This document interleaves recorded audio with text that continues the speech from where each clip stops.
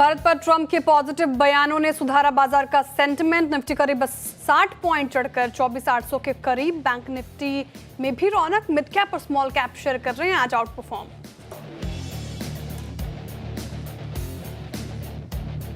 America से रिश्ते सुधरने की उम्मीद से ऑटो और ऑटो एंसिलरी शेयर्स में जोरदार रफ्तार। 4% से ज्यादा उछाल के साथ वायदा का टॉप गेनर बना भारत फोर्ड। साथ ही टाटा मोटर्स भी 3% से ऊपर चढ़ा। मॉर्गन स्टैनली की बुलिश रिपोर्ट से स्टील शेयर चमके। टाटा स्टील और जेएसडब्ल्यू स्टील निफ्टी के टॉप गेनर्स में शुमार। वहीं वायदा का टॉप गेनर्स में सेल का शेयर ब्रोकरेज के मुताबिक आगे। डिमांड बढ़ने से कीमतों में बढ़ोतरी संभव। उधर दूसरे मेटल शेयरों में भी मजबूती। कैपिटल मार्केट और रियलिटी शेयर्स में अच्छी तेजी। दोनों इंडेक्स करीबन 1% मजबूत। बीएसई वायदा के टॉप गेनर्स में शुमार। वहीं चुनिंदा एफएमसीजी, एनर्जी और सरकारी बैंक्स में भी मजबूती। आज के बिग स्टॉक्स और स्पॉटलाइट पड़े सटीक 5 साल का ग्रोथ प्लान पेश करने के बाद संवर्धन मदरसन 3% से ज्यादा भागा। वहीं एक्सप्रेस डिलीवरी चार्ज बढ़ाने से स्विगी करीब 2% मजबूत। साथ ही सीएट की चाल बढ़ी। उधर स्पॉटलाइट आईआरएफसी चढ़ा। बाजार को पसंद नहीं आई वेदांता और जेपी एसोसिएट्स की डील। शेयर 2% फिसला। वेदांता ग्रुप ने जेपी एसोसिएट्स को खरीदने के लिए लगाई 17,000 करोड़ की सबसे बड़ी बोली।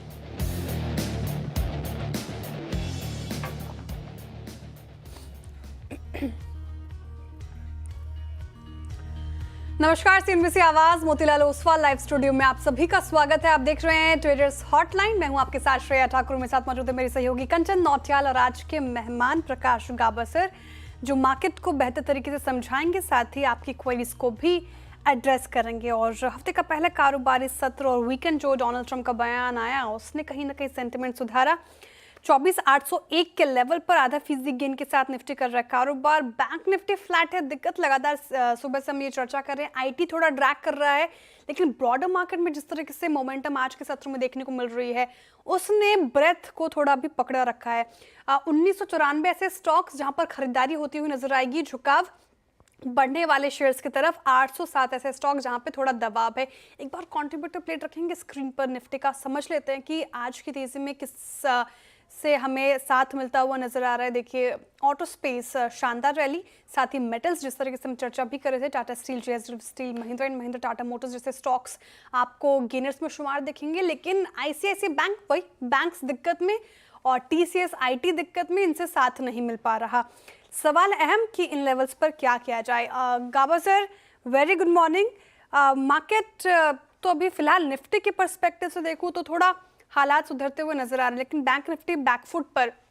ऐसे मूड मॉल में आप कहां स्टैंड ले रहे हैं, कहां झुकाव है आपका, कौन से लेवल्स अब इंपॉर्टेंट लग रहे हैं आपको निफ्टी और बैंक निफ्टी में? Good morning Shreya. ऐसा है कि देखिए, निफ्टी और बैंक निफ्टी हमको तो लगता है ग्रीन में, लेकिन इस ग्रीन में ताकत नहीं है, इस ग्रीन में वीकनेस है, ऐसा मुझे नजर आ रहा है। क्योंकि जब खुला था निफ्टी, उसके नीचे ट्रेड कर रहा है, साइन ऑफ वीकनेस। अब ट्रेड कर रहा है निफ्टी फ्यूचर 24,882। मुझे लगता है अपर रीजन पे जो रेसिस्टेंस है वो 25,000 तो है ही है, नो डाउट अबाउट इट। 25,950 भी रेसिस्टेंस है, तो वहां पर एक जोन ऑफ रेसिस्टेंस है साइकोलॉजिकल। तो यहाँ पर थोड़ी दिक्कत का माहौल है, साइडवेज जोन मिल सकता है, थोड़े बेरिश बायस हो सकती है। जब तक स्ट्रांग मुंह अपना नहीं अप मुंह नहीं मिलता ना, तब तक थोड़ा प्रॉब्लम रहेगा निफ्टी और बैंक निफ्टी में। एक्जैक्टली वही हाल बैंक निफ्टी में भी है। तो ये थी राय निफ्टी और बैंक निफ्टी में। गुड मॉर्निंग आबा सर। इस टाइम पे अगर बाजार के मूड माहौल की बात करी जाए तो श्रेया ने और हेडलाइंस में अपफ्रंटली मेंशन कर दिया गया है। अब वो नंबर आपकी स्क्रीन पे लेके आते हैं कि जिस टाइम पे भी बाजार का मूड माहौल खराब हो, आप हमसे कनेक्ट कर सकते हैं। आपके पोर्टफोलियो रिलेटेड जो भी क्वेरीज है वो आप इस नंबर पे भेज सकते हैं। हम कोशिश करेंगे ज्यादा से ज्यादा क्वेरीज को एड्रेस करने के लिए। अपार्ट फ्रॉम दिस, हमारे सोशल मीडिया प्लेटफॉर्म पे आप श्रेया ठाकुर, सीएनबीसी आवाज और कंचन नौटियाल को भी टैग करके अपने पोर्टफोलियो रिलेटेड जो भी सवाल है वो पूछ सकते हैं। चलिए, सबसे पहले बढ़ते हैं जो हमारे पहले व्यूअर हमारे साथ जुड़े हैं। पटना से पुष्कर जी हमारे साथ जुड़े हैं। पुष्कर जी, गुड मॉर्निंग। नमस्ते मैडम। नमस्ते, क्या सवाल है आपका? मैडम, मेरे पास मारुति सुजुकी के 8 शेयर हैं, रुपए 4,476.50 की दर से।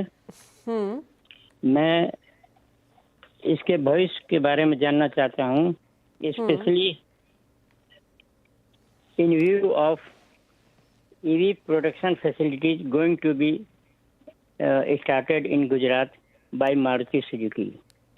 राइट अभी रिसेंटली इसका इनॉग्रेशन भी जो है हमने होता हुआ देखा था और जी। अच्छे खासे पैसे तो आपने ऑलरेडी बना लिए हैं। देखिए 4-4.5 के लेवल से आप यहाँ पे होल्डिंग अपनी बना के बैठे हैं और 15,000 तक के लेवल तक ये आ गया है। पिछले 1 महीने की बात करी जाए तो यहाँ पे 20% की अच्छी खासी रैली देखने को मिली है। इनफैक्ट पूरे ही ऑटो पैक में एक शानदार अपसाइड मोमेंटम देखने को मिल रहा है।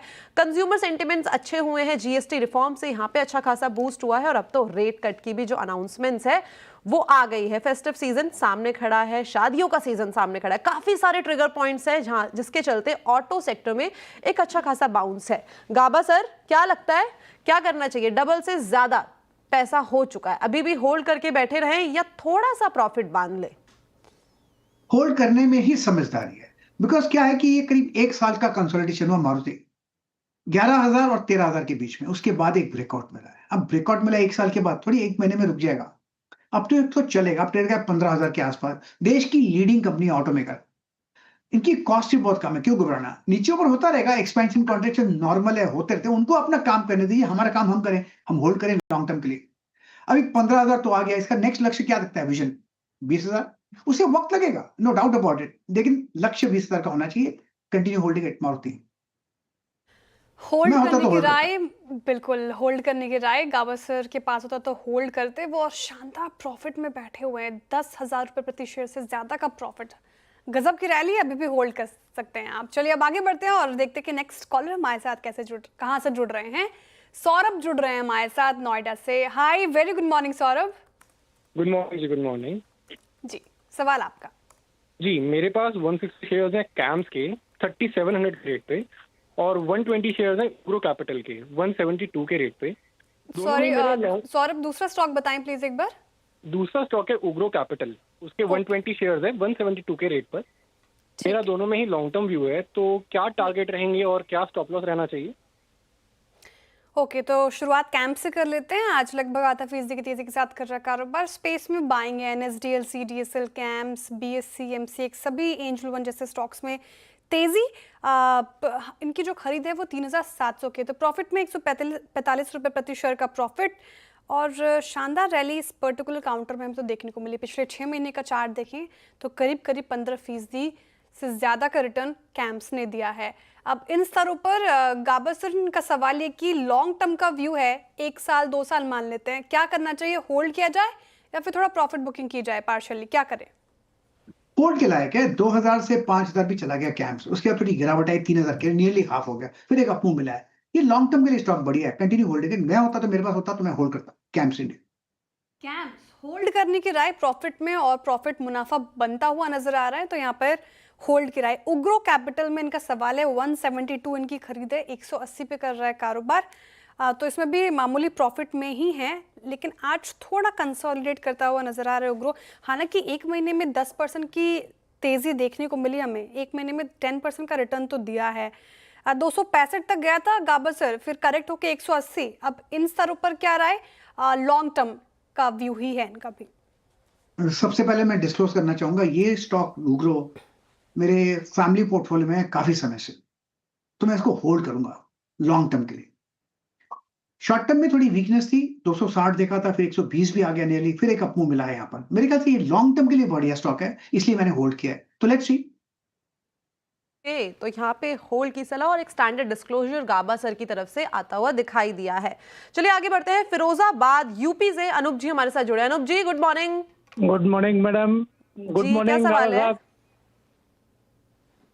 मैडम मेरे पास अंबुजा सीमेंट है 325 at the rate of 600। Okay. और 275 कॉनकोर है eight the rate of 590।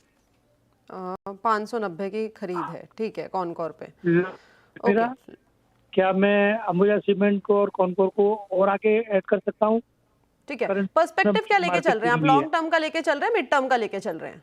Long term का। लॉन्ग टर्म का, ठीक है। अंबुजा सीमेंट में अच्छे खासे प्रॉफिट आपको ऑलरेडी देखने को मिल गया है।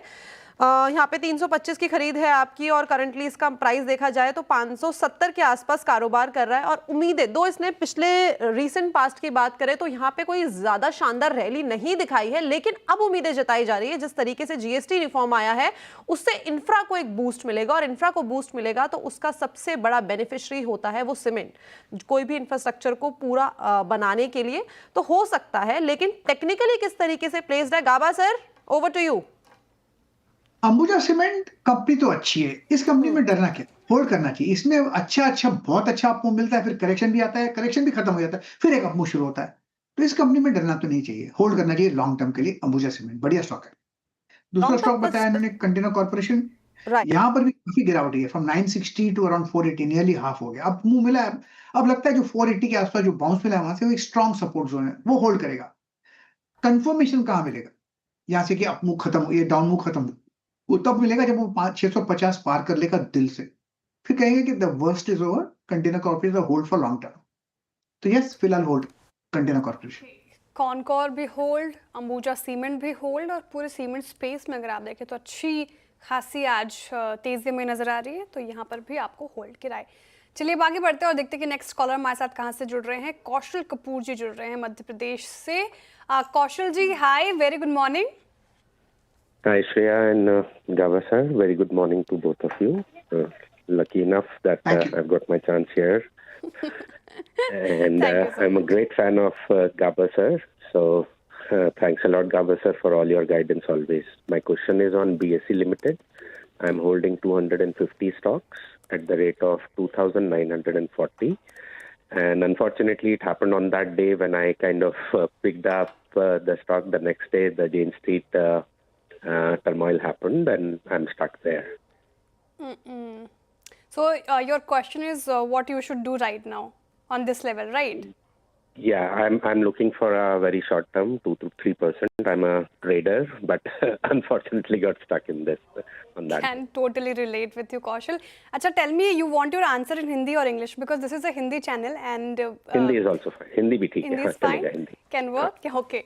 गाबा सर, कौशल कपूर जी का सवाल बीएससी। अब थोड़ी दिक्कत ये हो गई कि दिन खराब हो गया। 2940 की खरीद, फिर टूटा जेन स्ट्रीट वाला मामला हुआ, फिर वीकली एक्सपायरी को लेकर भी बड़े सवाल उठ रहे थे, तो वो उसका भी थोड़ा बहुत डेंट पड़ा। बीएससी अब लॉस हो गया काफ़ी, 584 रुपये प्रति शेयर का लॉस झेल रहे हैं।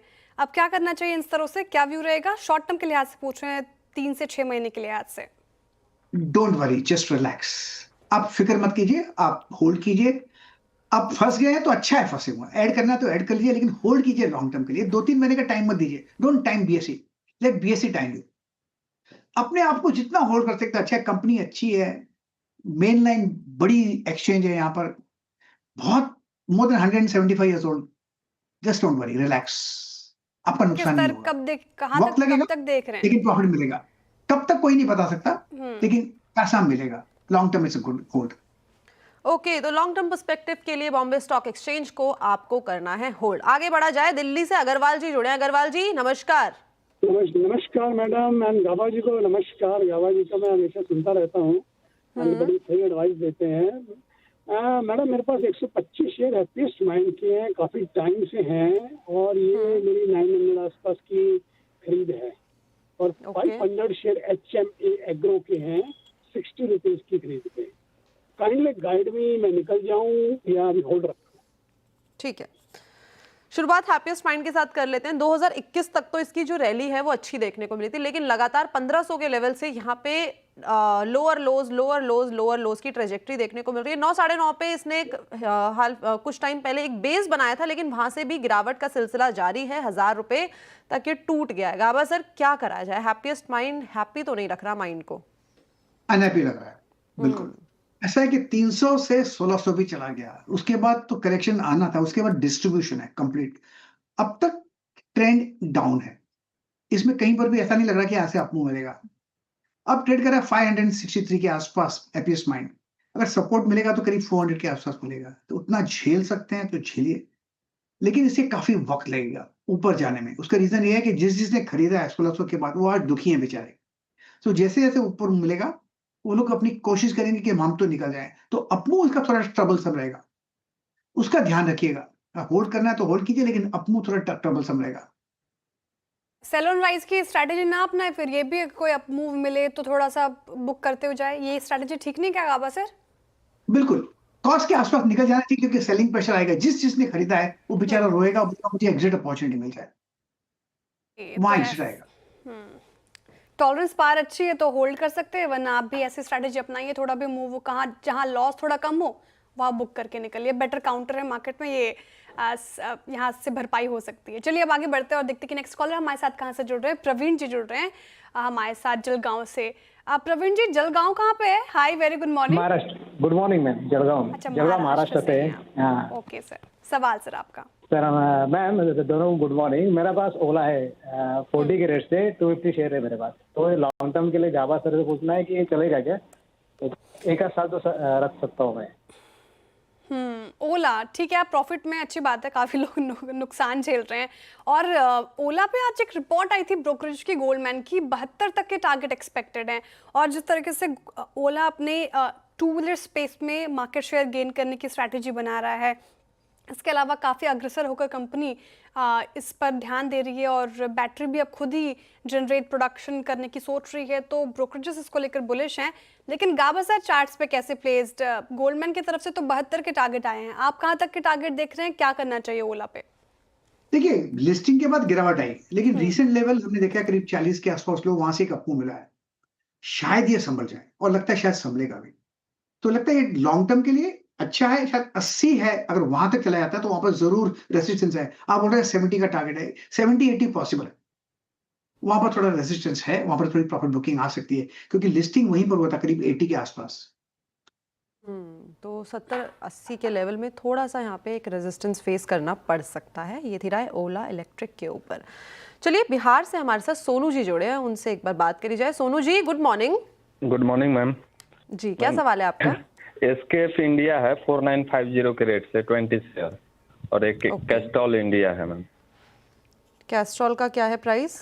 वो 218 है, 200 शेयर है। 200 शेयर्स हैं, ठीक है।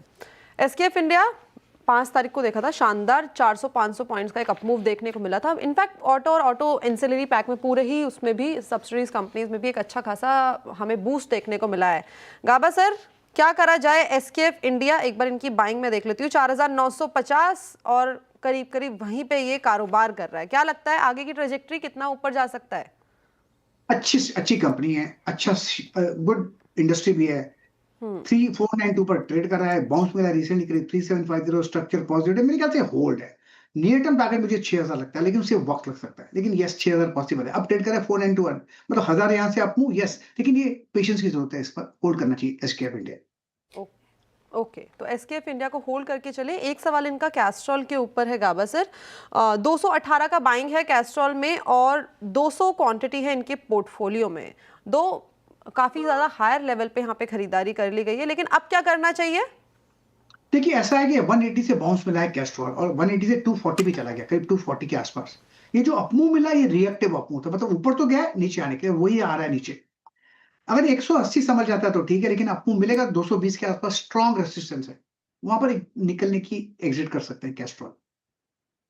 कैस्ट्रॉल लेवल बता दिए गए हैं जहां से आपको थोड़ा एग्जिट करने की राय है। फिलहाल ये स्ट्रैटेजी आप अपनाएं, और कुछ आप सोशल मीडिया के क्वेरीज भी एड्रेस करते हैं। यहाँ पर देखते हैं कि कौन कौन से आज सवाल आए हैं। और जिस तरीके से आज आप देखें, भारत फोर्ज में रैली है, वायदा के टॉप गेनर्स में शुमार, 6% से ज़्यादा की तेज़ी, लगातार चर्चा भी कर रहे थे हम इस पर। ऑटो एंसिलरी स्पेस में ज़बरदस्त तेज़ी। एक बार गाबा से, भारत फोर्ज काफ़ी चल गया आज के सत्र में इंट्राडे, लेकिन यहाँ से और अपसाइड पोटेंशियल नज़र आ रहे हैं क्या आपको? हमारा सवाल पूछ रही हैं उषा जी भारत फोर्ज पर। बिल्कुल, मेरे को अच्छा लगता है ये स्टॉक। देखिए, इसका बेसिक स्ट्रक्चर पॉजिटिव है, जो 1000 के आसपास जैसे सपोर्ट चाहिए था वहीं से मिला, फिर एक अपमूव मिला, फिर करेक्शन भी आया करीब 2 महीने का, फिर एक अपमूव शुरू हुआ। अब ट्रेड करें 1200 के आसपास। मेरा टारगेट 2 है, एक 1300, एक 1400, लेकिन उसे वक्त लगेगा। But it's a hold, structure बढ़िया है, करेक्शन था वो भी खत्म हुआ और अपमूव शुरू हुआ है। स्लो जाएगा, लेकिन अपमूव मिलना चाहिए भारत फोर्ज में। अच्छी कंपनी है भारत फोर्ज। ओके, तो भारत फौज में इस टाइम पे अपमूव की जो संभावना है वो जताई जा रही है, और अच्छा खासा आप जो रिटर्न है वो एक्सपेक्ट करके चल सकते हैं। गावा सर, एक सवाल आया है डाबर के ऊपर। एक बार डाबर का चार्ट देख लीजिए, जो दो जैसे कि हम देख रहे हैं कि जीएसटी रिफॉर्म से यहाँ पे भी अच्छे खासे हमें जो नंबर्स हैं वो देखने को मिले हैं, कट डाउन देखने को मिला है, और आज एक स्लाइट अप मूवमेंट डाबर में आया है। मैं एक बार बाइंग प्राइस बता देती हूँ आपको। बाइंग की गई है 650 में, यानी कि अपने 52 हफ्ते के आसपास ही बाइंग जो है वो की गई है, और वहां से ये काफी ज्यादा करेक्ट भी हो गया है। लेकिन क्या लगता है कि वापस से जो साइकिल है वो अपवर्ड जाती हुई दिखाई दे रही है? जी हाँ, कंसोलिडेशन जोन पे है करीब 2-3 सालों से। लेकिन एक बात तो पक्की है, 500 के आसपास, 480 500 के आसपास स्ट्रॉन्ग सपोर्ट, वो टूट नहीं रहा है। अपमूव मिला है, अब कंसोलिडेशन जोन है, फिर एक अपमूव जब शुरू होगा 600 पार कर लेगा, फिर एक अच्छी तेजी आएगी। तो मेरे ख्याल से लॉन्ग टर्म होल्ड है डाबर लॉन्ग टर्म के लिए हाथ से होल्ड फिलहाल, और निचले स्रोत से अच्छी रिकवरी। एफएमसीजी स्पेस हालांकि थोड़ा बैकफुट पर, लेकिन फिर भी है डाबर में स्ट्रेंथ नजर आ रही है, होल्ड करने की ट्राई। चलिए वक्त हो रहा है एक छोटे से ब्रेक का। ब्रेक के उस पार बात करेंगे क्रिप्टो कॉर्नर में क्या कुछ अपडेट। बने रही सीएनबीसी आवाज के साथ।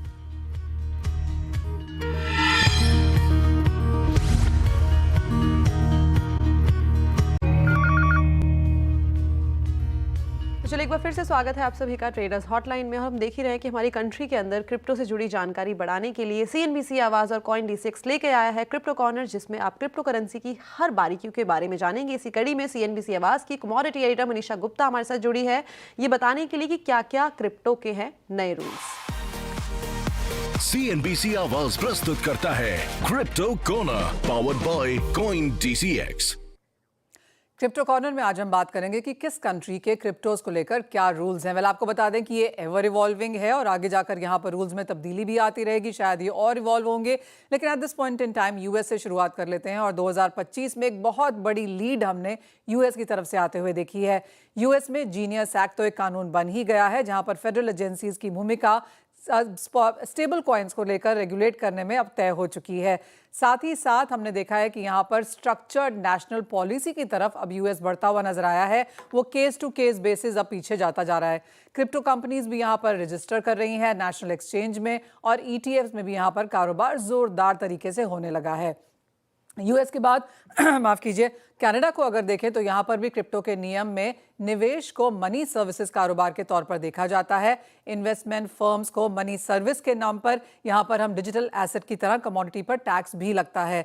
साथ ही साथ क्रिप्टो ईटीएफ्स कनाडा में भी यहाँ पर ट्रेड करते हैं।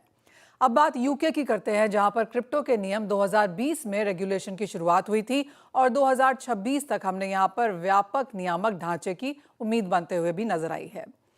स्विट्जरलैंड को आपकी स्क्रीन पर लेके आएंगे, और यहाँ पर क्रिप्टो के नियम काफी स्ट्रांग है स्ट्रक्चर रेगुलेटरी अप्रोच के तहत, और होल्डिंग टैक्सेस और संपत्ति टैक्स के अधीन इसे यहाँ पर टैक्स भी किया जाता है। तो यानी कि जो भी यहाँ पर वेस्टर्न कंट्रीज हैं, यहाँ पर काफी स्ट्रांग सपोर्ट हमने crypto as an asset class में आता हुआ देखा है। अब आपको एक ऐसी कंट्री के बारे में बताते हैं जिसने क्रिप्टो को, बिटकॉइन को रादर, एक लीगल टेंडर बनाया, और वो भी 2021 में।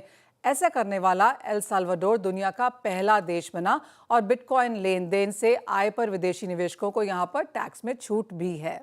सिंगापुर की बात की जाए तो यहाँ पर 2019 में पेमेंट सर्विस एक्ट को मंजूरी मिली थी, और crypto exchanges, custodial wallets providers को लाइसेंस है कि यहाँ पर ज़रूरत है। पेमेंट सर्विस एक्ट के तहत यहाँ पर लाइसेंस क्रिप्टो एक्सचेंजेस को भी मिलता है। यूरोपियन यूनियन क्रिप्टो के नियमों में यहाँ पर काफ़ी स्ट्रांग है। यूनिफाइड क्रिप्टो रेगुलेशन को यहाँ पर 2023 में अपनाया गया, और मीका के थ्रू यहाँ पर इसे मंजूरी मिली। मीका यानी कि मार्केट्स इन क्रिप्टो एसेट्स निवेशकों की सुरक्षा सुनिश्चित करता है, और निवेशकों को वित्तीय स्थिरता भी मिलती है। क्रॉस बॉर्डर रेगुलेटरी स्थिरता भी यहाँ पर काफ़ी हद तक कायम है।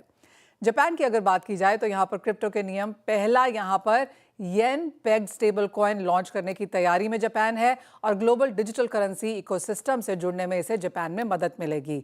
चीन का ऑफकोर्स थोड़ा सा लव हेट रिलेशनशिप यहाँ पर क्रिप्टो के साथ रहा है, लेकिन अब यहाँ पर भी निजी तौर पर stable coin, yuan stable coin launch करने की यहाँ पर संभावना हमने आते हुए देखी है। बात अब हांगकांग की करते हैं, जहां पर 1 अगस्त को स्टेबल कॉइन नियम पेश कर लिए गए हैं, और साथ ही साथ एशिया में ही पाकिस्तान में क्रिप्टो के नियम बनने लगे हैं। पाकिस्तान क्रिप्टो काउंसिल बनाया गया है, और जो बिटकॉइन रिजर्व बनाने की तैयारी भी कर रहा है। भूटान में तो क्रिप्टो में अगर आप भुगतान भी कर सकते हैं, और करीबी सभी चीज़ों का भुगतान क्रिप्टो में यहाँ पर किया जा सकता है, तो भूटान यहाँ पर काफ़ी ओपन अप हुआ है। एंड फाइनली अगर इंडिया की बात करें तो यहाँ पर क्रिप्टो को नियम वर्चुअल एसेट के तौर पर देखा जाता है आईटी एक्ट 247A के अंडर। सरकार 30% का यहाँ पर टैक्स लगाती है और क्रिप्टो लेन देन पर 1% का TDS भी लगता है। CNBC आवाज प्रस्तुत करता है crypto corner, powered by coin DCX। शुक्रिया मनीषा जी तमाम जानकारी के लिए क्रिप्टो कॉर्नर में। और मैं आगे बढ़ूं, लेकिन कंचन एक एक्सपीरियंस मैं आपसे शेयर करना चाहती थी। पहली बार मैंने मुंबई का गणपति विसर्जन देखा और बहुत दिनों से ये मेरा मन था, मेरी कामना थी कि मैं मुंबई आऊँ और विसर्जन देखूँ। हालांकि अब तो मेरी कर्मभूमि हो गई है तो काफ़ी अच्छा लग रहा है मुझे। और जो भीड़, बारिश हो रही है, लोग गुलाल में खेल रहे हैं और वो आस्था अभी भी कायम, बहुत अच्छा लगा मुझे। जी डेफिनेटली मुंबई की ये शान है क्योंकि यहाँ पे जो गणेश चतुर्थी का पूरा ओकेजन होता है वो काफ़ी ज़्यादा धूमधाम से मनाया जाता है। इनफैक्ट मुंबई इस चीज़ के लिए फेमस भी है। यहाँ पे आपको मतलब मैंने तो लास्ट ईयर दिवाली भी यहाँ पे सेलिब्रेट करी थी। इतनी रौनक यहाँ पे दिवाली के टाइम पे नहीं थी जितनी रौनक आपको गणेश चतुर्थी के टाइम पे देखने को मिलेगी। और पूरी ही जो पूरा महाराष्ट्र बेल्ट अगर आप बोलेंगे तो यहाँ पे उस टाइम पे काफ़ी ज़्यादा एक पॉजिटिव वाइब्स आपको देखने को मिलेगी। हाँ, काफ़ी ज़्यादा मतलब जैसे हम। और एक चीज़, मैंने पहली बार लाल बागचा राजा गई मैं कंचन, और वो सच में रोंगटे खड़े हो जाते हैं जब मुख दर्शन होता है ना। तो लाइन में कतार में लगे हैं लोग। और गाबा सर, लाल बागचा राजा आप तो कई बार गए होंगे, मैं पहली बार गई और एक एक्सपीरियंस, कतार में लोग खड़े थे, मतलब इतनी ह्यूमिडिटी हो रही थी, भीड़ थी, और जब मुख दर्शन होता है तो लोग एक सुर में गाते हैं गणपति बप्पा मोरिया, उस वक्त रोंगटे खड़े हो जाते हैं। आपका एक्सपीरियंस रहा है कैसे लाल बागचा राजा में? ये श्रद्धा है, श्रद्धा, कंप्लीट श्रद्धा। जो देखने को मिलता है वो रुख कहीं और देखने को नहीं मिलता। You can see the total devotion there, पूरा डिवोशन दिखता है सभी में, सभी में। इतनी कतार में होता है लेकिन वो है डिवोशन, वो काफी हद तक क्लियर था। उसी में एक अलग ही एक्सपीरियंस है वो। बिल्कुल राइट। चलिए, इस साल की गणेश चतुर्थी तो हमने फाइनली देख ही ली है और होप इस अगले साल भी हम इसी तरीके से धूमधाम CNBC आवाज़ के साथ और मुंबई के साथ अच्छे खासे तरीके से गणेश चतुर्थी का सेलिब्रेशन करें। Gaba sir, thank you so much हमारे साथ जुड़ने के लिए, बढ़िया जानकारी शेयर करने के लिए। Thanks a lot for joining us today. Thank you Gaba sir, thank you. तो चलिए इसी नोट पे ट्रेडर्स हॉटलाइन को यहीं पे रैप अप करते हैं, लेकिन आप कहीं मत जाइएगा, जुड़े रहिए श्रेया के साथ खिलाड़ी नंबर 1 पे।